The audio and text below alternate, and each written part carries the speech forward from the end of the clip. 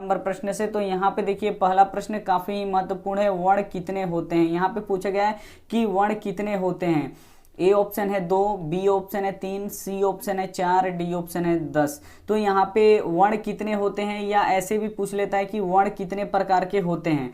तो यहाँ पे देखिए वर्ण कितने प्रकार के होते हैं, तो 2 प्रकार के होते हैं, एक होता है स्वर वर्ण और एक क्या होता है व्यंजन वर्ण। तो ये आपको पता होना चाहिए, यानी यहाँ पे ए ऑप्शन क्या हो जाएगा, यहाँ पे बिल्कुल सही हो जाएगा। ये देखते हैं अगला प्रश्न है यहाँ पे 2 नंबर प्रश्न देखिए यहाँ पे पूछा गया कि स्वर वर्णों की संख्या कितनी होती है। वर्ण कितने होते हैं, 2 प्रकार के, पहला होता है स्वर वर्ण और दूसरा होता है व्यंजन वर्ण। यहाँ पे दूसरा होता है व्यंजन वर्ण। तो यहाँ पे देखिए पूछा गया कि जो स्वर वर्ण होते हैं उसकी संख्या कितनी होती है। ए ऑप्शन है 10, बी ऑप्शन है 11, सी ऑप्शन है 17, डी ऑप्शन है 21। काफी महत्वपूर्ण ऑब्जेक्टिव प्रश्न है और ऐसे प्रश्न बार बार परीक्षाओं में आते हैं कि स्वर वर्णों की संख्या कितनी होती है। तो स्वर वर्णों की संख्या कितनी होती है, 11 होती है, यानी यहाँ पे बी ऑप्शन क्या हो जाएगा, यहाँ पे बिल्कुल सही हो जाएगा। ये देखते हैं अगला प्रश्न है यहाँ पे देख लीजिए 3 नंबर प्रश्न काफी महत्वपूर्ण है। यहाँ पे पूछा गया कि व्यंजन वर्ण कितने होते हैं। यहाँ पे पूछा गया है कि जो व्यंजन वर्ण होते हैं वो कितने होते हैं। ए ऑप्शन है 27, बी ऑप्शन है 30, सी ऑप्शन है 33, डी ऑप्शन है 37। तो यहाँ पे देखिए पूछा गया है कि जो व्यंजन वर्ण होते हैं वो कितने होते हैं। तो स्वर वर्ण 11 होते हैं और व्यंजन वर्ण कितने होते हैं, तो 33 होते हैं। ये आपको पता होना चाहिए, यानी यहाँ पे सी ऑप्शन क्या हो जाएगा, यहाँ पे बिल्कुल यहाँ पे सही हो जाएगा। प्रश्न काफी महत्वपूर्ण है, स्वर वर्ण पूछे तो आपको 11 जवाब देना है और व्यंजन वर्ण आपसे पूछे तो 33 बताना है। आइए देखते हैं अगला प्रश्न है यहाँ पे। अगला प्रश्न यहाँ पे देखिए 4 नंबर प्रश्न देखिए यहाँ पे पूछा गया कि प का उच्चारण स्थान क्या है। यहाँ पे जो हम लोग प बोलते हैं वो कहाँ से निकलता है, यही आपको इसमें बताना है। ए ऑप्शन है तालु, बी ऑप्शन है नासिका, सी ऑप्शन है ओठ, डी ऑप्शन है यहाँ पे दंत। तो यहाँ पे जब हम प का उच्चारण करेंगे तो जो हमारा ओठ होगा वो एक दूसरे से सटेगा, यानी ये कहाँ से निकलता है, ओठ से निकलता है, यानी यहाँ पे सी ऑप्शन क्या हो जाएगा, यहाँ पे बिल्कुल सही हो जाएगा। वीडियो को आप लोग लाइक जरूर कर दीजिए और लास्ट में एक होमवर्क प्रश्न है, उसका जवाब आपको कमेंट बॉक्स में जरूर देना है। आइए देखते हैं अगला प्रश्न यहाँ पे।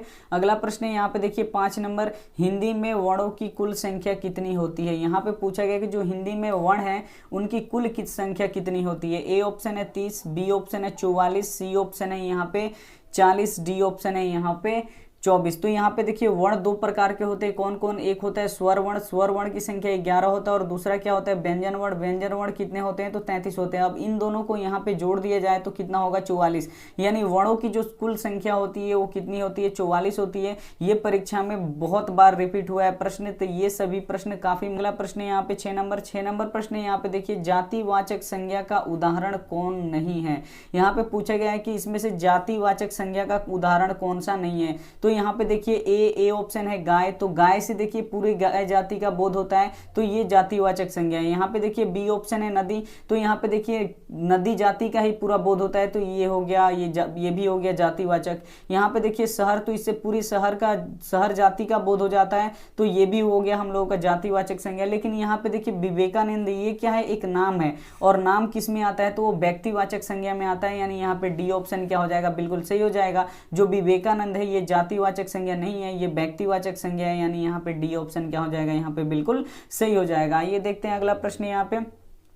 अगला प्रश्न यहाँ पे 7 नंबर देखिए, संज्ञा के कितने भेद होते हैं। यहाँ पे पूछा गया है कि संज्ञा के कितने भेद होते हैं। ए ऑप्शन है 1, बी ऑप्शन है 2, सी ऑप्शन है 4, डी ऑप्शन है 5। तो यहाँ पे आपको बताना है कि जो संज्ञा होता है उसके कितने भेद होते हैं। तो संज्ञा के यहाँ पे कितने भेद होते हैं, 5 भेद होते हैं, ये सबको पता होगा, यानी यहाँ पे डी ऑप्शन क्या हो जाएगा, यहाँ पे बिल्कुल ही सही हो जाएगा। ये देख लेते हैं अगला प्रश्न यहाँ पे। अगला प्रश्न यहाँ पे देखिए 8 नंबर प्रश्न काफी ही महत्वपूर्ण है, द्रववाचक संज्ञा का उदाहरण कौन सा है। यहाँ पे बताना है कि इसमें से कौन द्रववाचक संज्ञा का उदाहरण है। ए ऑप्शन है गुच्छा, बी ऑप्शन है तेल, सी ऑप्शन है शहर, डी ऑप्शन है कक्षा। यहाँ पे बताना है कि द्रववाचक संज्ञा का उदाहरण कौन सा है। तो यहाँ पे देखिए जो तेल है वो एक द्रव्य है, यानी यहाँ पे द्रव्यवाचक संज्ञा क्या हो जाएगा, यहाँ पे बी तेल क्या हो जाएगा, यहाँ पे बिल्कुल सही हो जाएगा। ऐसे ही ऐसे प्रश्न आपको देखने को मिलेंगे। कल शाम 5 बजे हिंदी का हम पेपर लेके आएंगे, जो 2020 में हुआ है पेपर, वो पेपर हम आपको हिंदी को दिखाएंगे। और आपको देखना भी काफ़ी ज़रूरी हो जाता है कि कैसा कैसा प्रश्न आता है व्याकरण से, और जो हिंदी का जो पार्ट है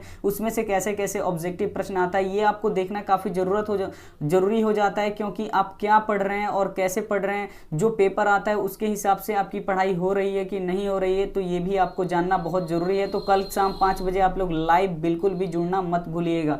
आइए देखते हैं अगला प्रश्न है यहाँ पे। अगला प्रश्न है यहाँ पे देखिए 9 नंबर प्रश्न है यहाँ पे देखिए, सर्वनाम के कितने भेद होते हैं। यहाँ पे पूछा गया है कि जो सर्वनाम होता है उसके कितने भेद होते हैं। ए ऑप्शन है 1, बी ऑप्शन है 2, सी ऑप्शन है 4, डी ऑप्शन है यहाँ पे 6। तो यहाँ पे बताना है कि जो सर्वनाम होता है उसका कितना भेद होता है। तो यहाँ पे देखिए जो सर्वनाम होता है उसका 6 भेद होते हैं, यानी यहाँ पे डी ऑप्शन क्या हो जाएगा, यहाँ पे बिल्कुल सही हो जाएगा। ये देखते हैं अगला प्रश्न है यहाँ पे। अगला प्रश्न है यहाँ पे देखिए 10 नंबर, इसमें से कौन सा प्रश्नवाचक सर्वनाम है। यहाँ पे बताना है कि कौन प्रश्नवाचक सर्वनाम है। यहाँ पे देखिए ए ऑप्शन है किसने, तो इससे भी प्रश्न उठता है, यानी ये भी प्रश्नवाचक सर्वनाम है। बी ऑप्शन है क्या, तो ये भी प्रश्नवाचक सर्वनाम है, तो ये भी हो जाएगा हम लोगों का। सी ऑप्शन देखिए किसे, ये भी प्रश्नवाचक सर्वनाम है, यानी यहाँ पे डी ऑप्शन क्या हो जाएगा, बिल्कुल यहाँ पे सही हो जाएगा। यानी ये सभी क्या है, प्रश्नवाचक सर्वनाम है, यानी यहाँ पे डी ऑप्शन क्या हो जाएगा, यहाँ पे बिल्कुल सही हो जाएगा। ये देखते हैं अगला प्रश्न है यहाँ पे 11 नंबर प्रश्न है यहाँ पे देखिए, अभिनेता शब्द का स्त्रीलिंग होगा। यहाँ पे बताना है कि अभिनेता शब्द का स्त्रीलिंग क्या होगा।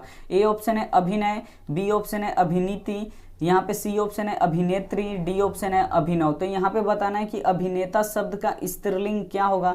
तो यहाँ पे अभिनेता शब्द का स्त्रीलिंग क्या होता है, अभिनेत्री होता है, यानी यहाँ पे सी ऑप्शन क्या हो जाएगा, यहाँ पे बिल्कुल ही सही हो जाएगा। वीडियो आप लोग शुरू से अंत तक देखिए, यहीं पे आपको प्रश्न याद हो जाएगा।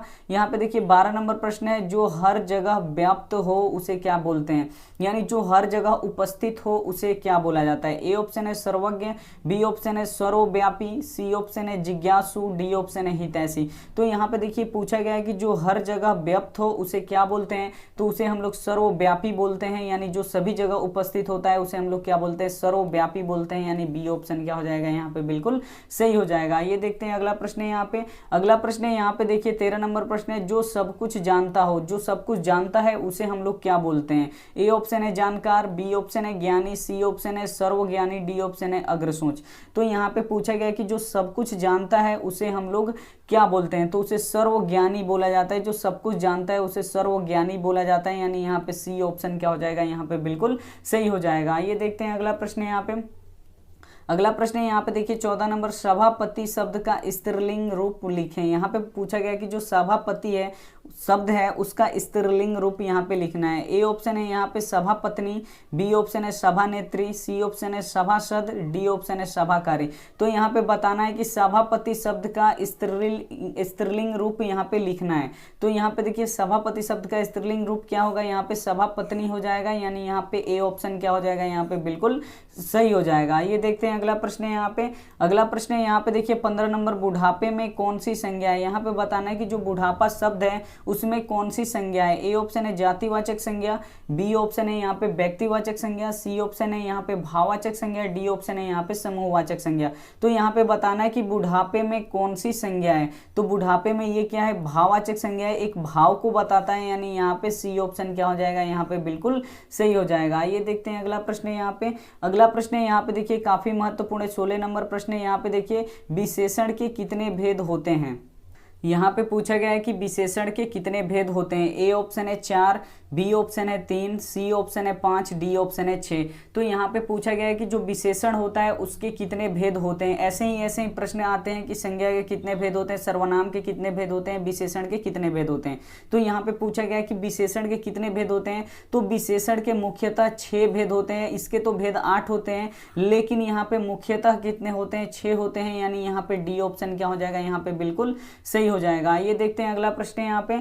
अगला प्रश्न है यहाँ पे देखिए 17 नंबर, हाथ साफ करना मुहावरे का सही अर्थ क्या है। मुहावरा भी पूछता है, आप लोग पेपर देखिएगा कल शाम 5 बजे, तो आपको क्लियर हो जाएगा कि क्या क्या पूछता है व्याकरण से और हिंदी से कैसे ऑब्जेक्टिव प्रश्न आपको मिलते हैं। तो यहाँ पे देखिए 17 नंबर प्रश्न है हाथ साफ करने मुहावरे का सही अर्थ क्या है। ए ऑप्शन है हाथ धोना, बी ऑप्शन है सफाई करना, सी ऑप्शन है चोरी करना, डी ऑप्शन है गंदगी फैलाना। तो ये सबको पता है कि हाथ साफ करना मुहावरे का सही अर्थ क्या है, तो ये है चोरी करना, यानी यहाँ पे सी ऑप्शन क्या हो जाएगा, यहाँ पे बिल्कुल सही हो जाएगा। ये देखते हैं अगला प्रश्न है यहाँ पे। अगला प्रश्न है यहाँ पे 18 नंबर प्रश्न है, देखिए भय शब्द का विलोम क्या होगा। यहाँ पे बताना कि भय जो शब्द है उसका विलोम यानी उल्टा क्या होगा। ए ऑप्शन है निडर, बी ऑप्शन है बेखौफ, सी ऑप्शन है अभय, डी ऑप्शन है यहाँ पे डर। तो यहाँ पे देखिए जो भय शब्द है उसका विलोम क्या होगा, तो ये अभय होगा, यानी यहाँ पे सी ऑप्शन क्या हो जाएगा, यहाँ पे बिल्कुल सही हो जाएगा। ये देखते हैं अगला प्रश्न है यहाँ पे। अगला प्रश्न है यहाँ पे देखिए 19 नंबर प्रश्न है। 19 नंबर प्रश्न है यहाँ पे देखिए नाक काटना मुहावरे का सही अर्थ क्या है। यहाँ पे पूछा गया है कि नाक कटना मुहावरे का सही अर्थ क्या है। ए ऑप्शन है घूस देना, बी ऑप्शन है समय देना, सी ऑप्शन है जान लेना, डी ऑप्शन है इज्जत जाना। तो यहाँ पे देखिए कोई भी बोलता है कि नाक कट गया, तो नाक कट गया इसका मुहावरे का सही अर्थ क्या होता है, यानी इज्जत जो है वो चला जाता है। नाक कटना यानी मुहावरे का अर्थ क्या होता है, इज्जत जाना, यानी यहाँ पे डी ऑप्शन क्या हो जाएगा, यहाँ पे बिल्कुल सही हो जाएगा। ये देखते हैं अंतिम प्रश्न यहाँ पे। अंतिम प्रश्न यहाँ पे देखिए 20 नंबर प्रश्न है आस्तीन का सांप मुहावरे का सही अर्थ क्या है। ए ऑप्शन है मित्र बनकर हानि पहुंचाना, बी ऑप्शन है हाथ में सांप छुपाना, सी ऑप्शन है यहाँ पे हाथ और सांप का मित्रता, डी ऑप्शन है सांप काटना। तो अगर अभी तक आपने चैनल को सब्सक्राइब नहीं किया है तो ऐसे रेड कलर का सब्सक्राइब बटन है उसको दबा दीजिए, साथ में ऐसे एक बेल आइकन आएगा उसको ऑल पे दबाइए, ताकि जब भी हम कोई वीडियो अपलोड करें तो सबसे पहले नोटिफिकेशन आप तक पहुंचे। तो यहाँ पे पूछा गया कि आस्तीन का सांप मुहावरे का सही अर्थ क्या है, यानी मित्र बनकर, यहाँ पे क्या हो जाएगा कि मित्र बनकर हानि पहुंचाना, साथ में रहना लेकिन वहां पे हानि पहुंचाना, यानी यहाँ पे ए ऑप्शन क्या हो जाएगा, यहाँ पे बिल्कुल सही हो जाएगा। और ये रहा होमवर्क प्रश्न, इसका जवाब आपको कमेंट बॉक्स में जरूर देना है। यहाँ पे ये भी एक मुहावरा है अपना उल्लू सीधा करना मुहावरे का सही अर्थ क्या है। यहाँ पे पूछा गया है कि अपना उल्लू मुहावरे, जो अपना उल्लू सीधा करना मुहावरे का सही अर्थ क्या है। ए ऑप्शन है यहाँ पे गाली देना, बी ऑप्शन है अपना काम निकालना, सी ऑप्शन है उल्लू पालना, डी ऑप्शन है इनमें से कोई नहीं।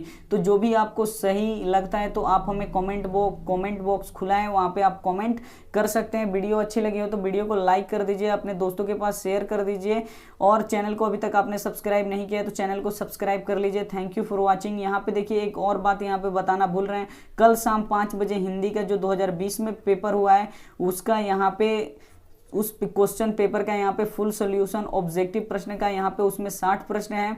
60 प्रश्न में से 50 प्रश्न का जवाब देना होता है, तो उस 60 प्रश्न को हम आपको बताएंगे, और ये प्रश्न आपको देखने से ये पता चलेगा कि कैसा कैसा प्रश्न पूछा जाता है एग्जाम में। तो चैनल को अभी तक आपने सब्सक्राइब नहीं किया तो सब्सक्राइब कर लीजिए। Thank you for watching. मिलते हैं अगली वीडियो में, तब तक अपना ध्यान रखिए, बढ़िया से मन लगा के पढ़ाई कीजिए। Take care, bye, good night.